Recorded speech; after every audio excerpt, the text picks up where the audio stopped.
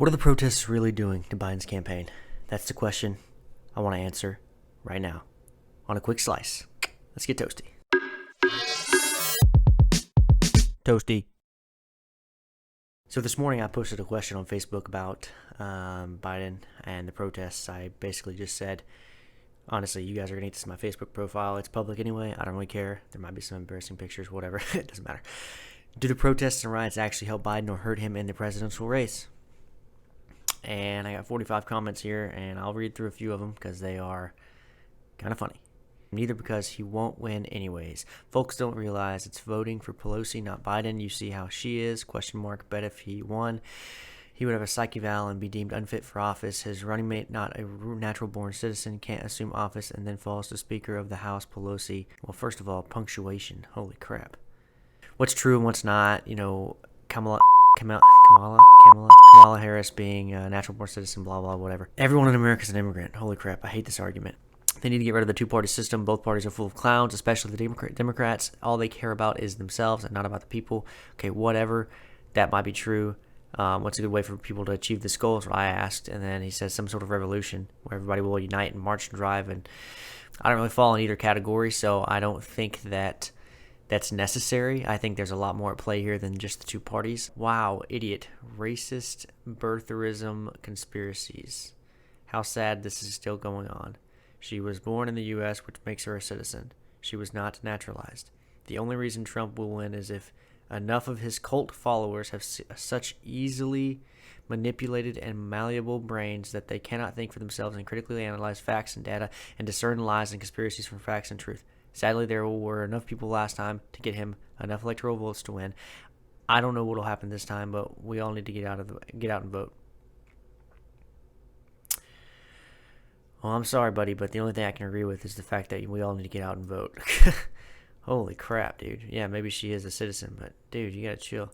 I ask these questions and want answers, and I usually don't get answers, so that's cool.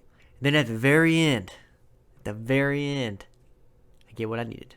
Ultimately, I think the riots hurt him as long as he can be perceived as being in favor of them, passively or actively. The people that are directly affected or tactically aware of the situations will be more likely to go towards Trump as the law and order, quote-unquote, candidate. That said, third party is getting a serious look from people now, especially with people's parties having its convention. There's a real hunger for additional options. It may be a bit late for anything to come now, but that gives us hope for 2024. Whatever the Democrats do now is to plan for 2024. So with all that said, that was the question I asked. That was the question I posed. This is the absolute trash that I got back. It didn't really help anything at all. So sorry for the loss there on the show. So we were talking about defunding police, and the defunding police in 13 cities has already been happening, right? Of course, there are 13 of the largest cities, and they were mostly Democratic cities. We'll start with Austin, though. Well, I'm in Fort Worth, so it's as close to me, I guess. They voted unanimously to cut $150 million, or so that's roughly 1/3 apparently, from the police budget, reinvesting much of that sum in social programs, including food access, violence prevention, and abortion access.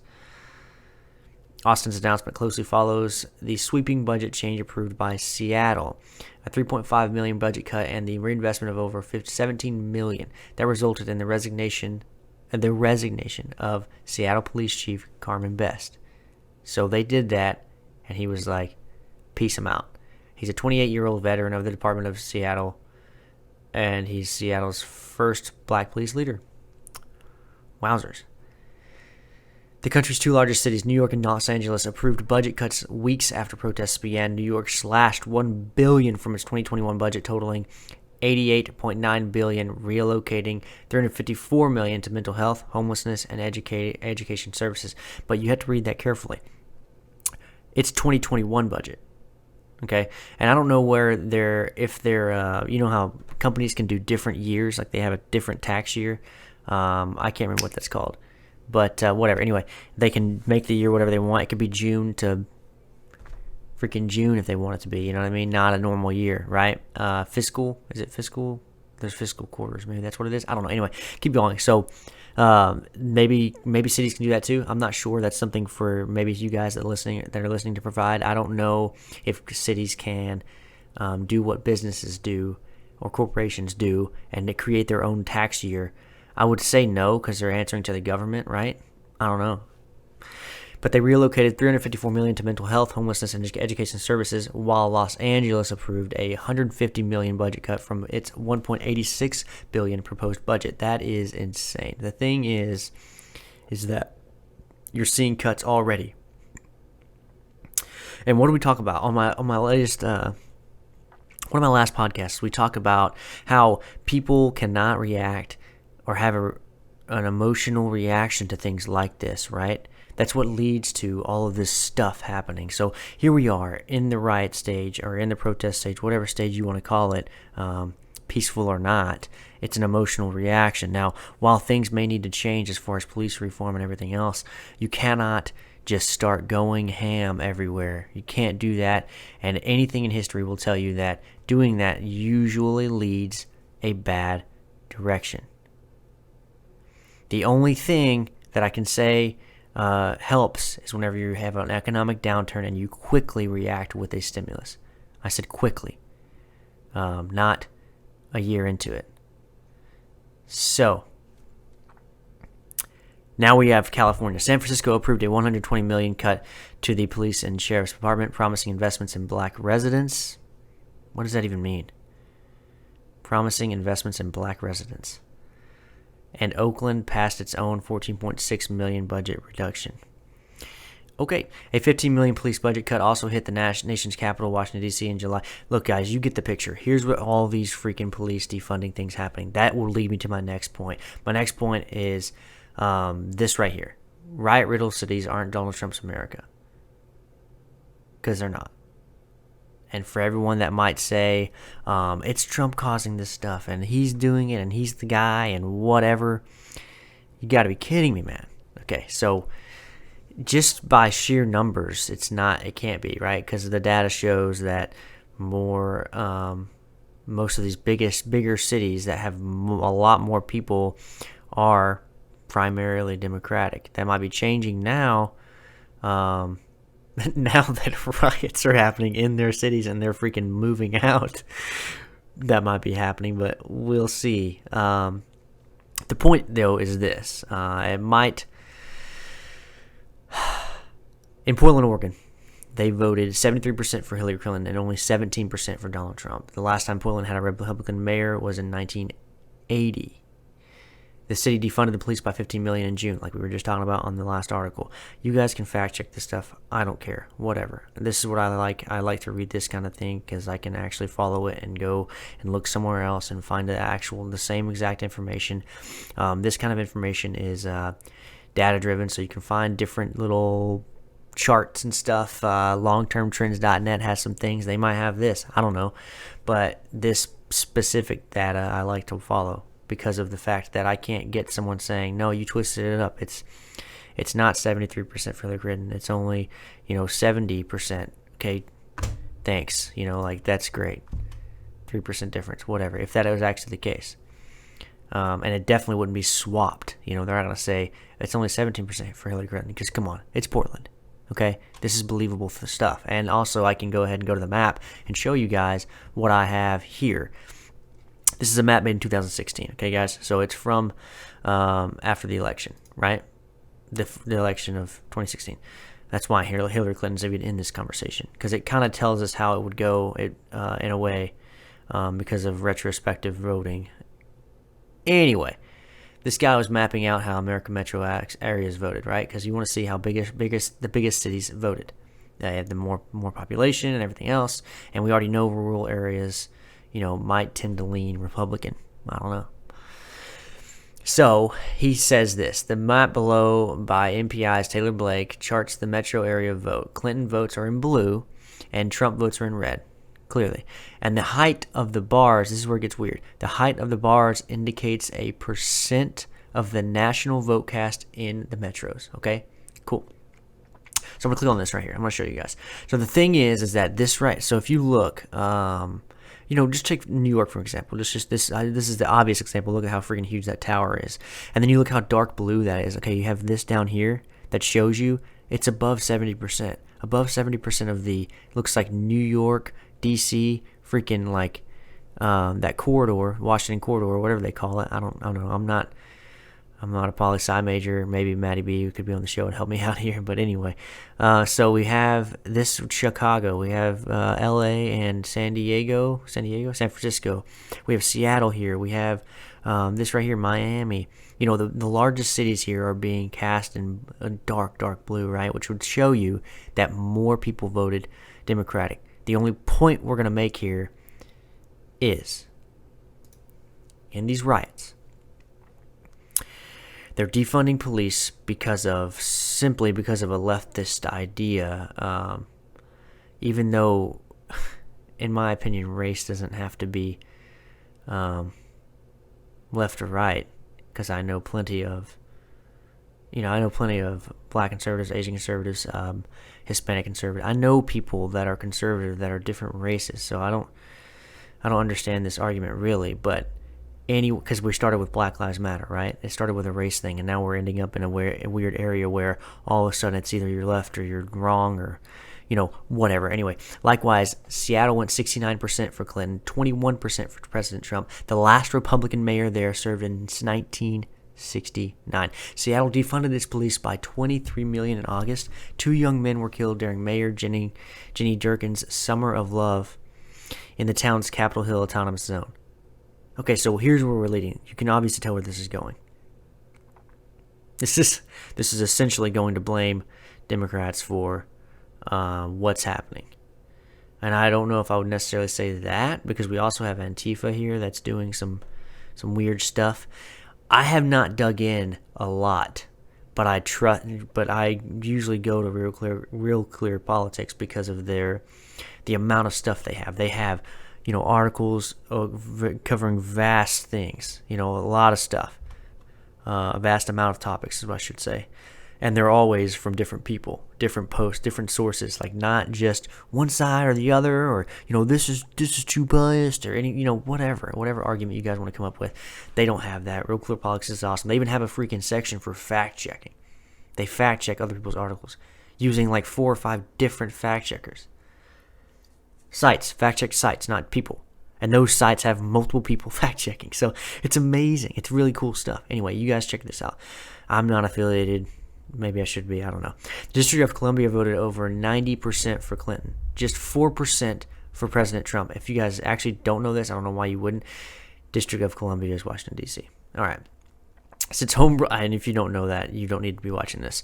Since home rule began in 1967, D.C. has never had a Republican mayor. The D.C. Council voted unanimously to defund the police by $15 million in June. Now, roving mobs block traffic and launch firecrackers at people's homes in the middle of the night.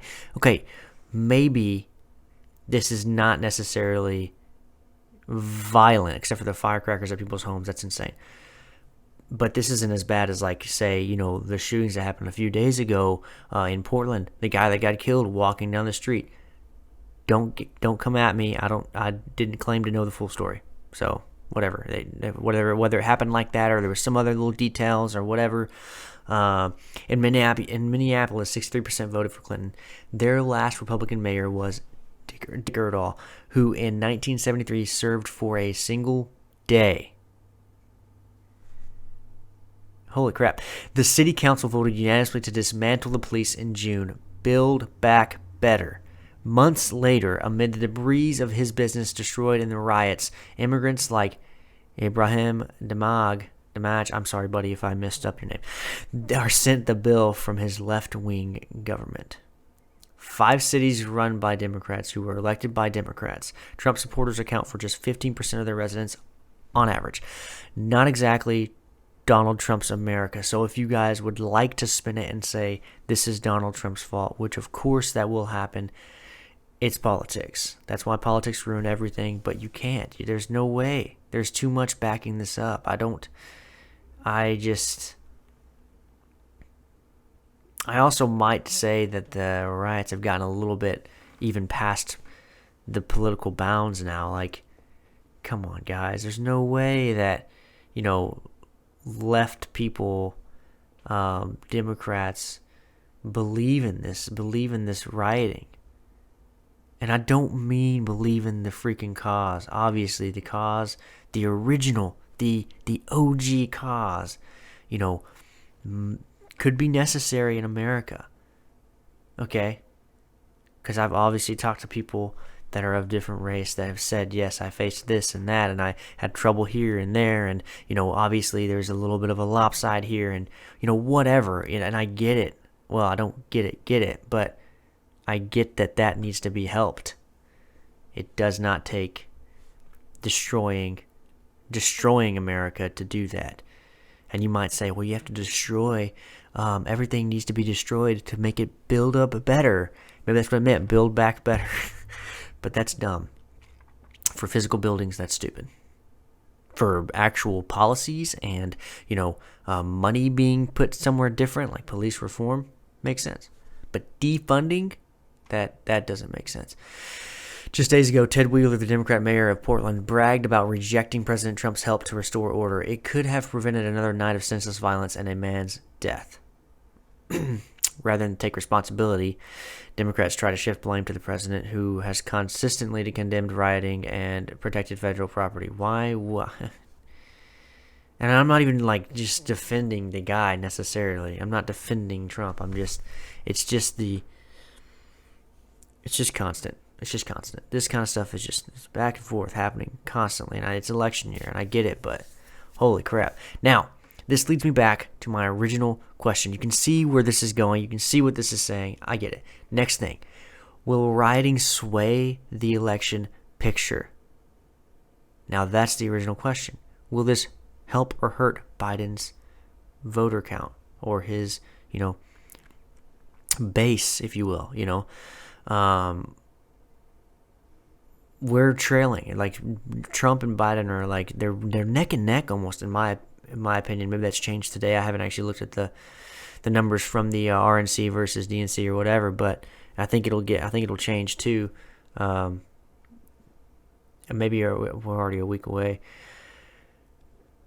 Anyway, whatever. There's been a growing argument raised by Biden campaign in his Pittsburgh speech Monday that unrest in the streets should be attributed to Trump. Now, this is Monday, so that means it was September 1st. Okay, so this is today? Is that last Monday? This was posted today, so I don't know. Is it today? Yeah. Dude, everything's a blur, man. Days go by, and I don't even know what day it is. So, okay. Anyway, here we go. Where were we at? Perhaps it will be attributed to Trump, but this raises some larger questions about how elections work, so it's worth addressing. This goes on to talk about retrospective voting, and that is the pretty simple idea that you, as a voter, actually go into the voting booth judging the incumbent president or the person that's in office now versus the other guy, instead of judging the actual policies that you want in place. Does that make sense? So you look at the last 4 years of whoever was president and you think, what did I not like about that guy? Is Biden better than that? And I get how that makes sense, and it does make sense. That's just how psychology, that's just how you walk in and do it. You don't actually put them side by side unbiasedly and have zero emotions and think about their policies and pick. Of course you don't. No one can do that, really. You know, it's funny. I can actually think and make a correlation here to the stock market. I used to talk about this a lot whenever I was doing finance more. And the thing is that when you're trading stocks, you need to have no emotion. You need to have as little emotion as possible because you will react, okay? Now, what does that sound like? That sounds like what's happening right now today in America. This whole year has been react. Think and then just think and then put it out there and then make a plan and then, you know what I mean? Where's the planning, you know? You're saying we're going to do a protest here. Let's do it. Boom, done. And there's no planning for what happens when things go wrong necessarily. When they start going wrong, then it just freaking goes way downhill. You know, that's just how it's going. This raised a question from Ronald Reagan. Basically said it best. He said, "Are you better off today than you were 4 years ago?"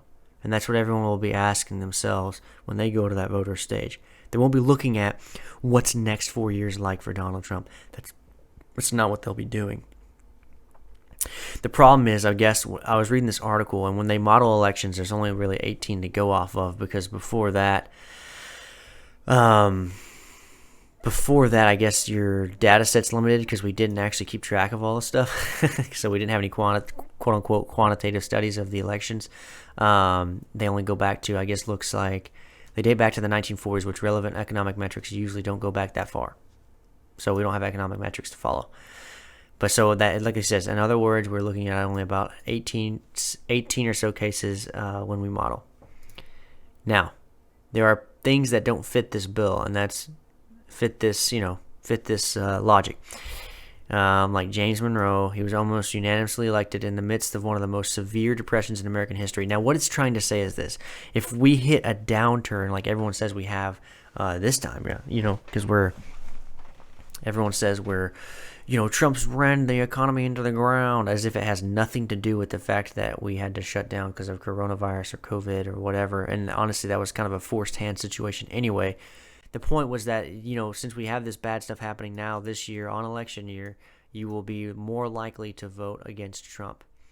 Now, this article exists because what they're trying to say is that because of the rioting and because of the protesting and all of that stuff being mostly attributed to the leftists, the left side, you might actually do the reverse of what you would think and vote for Trump. So, this has been a quick slice. I've had a great time talking to you guys. I think I'm actually getting into the groove of things. I'm not sure. If you can't keep up, please slow it down. 1.5 speed. All right, guys, stay toasty.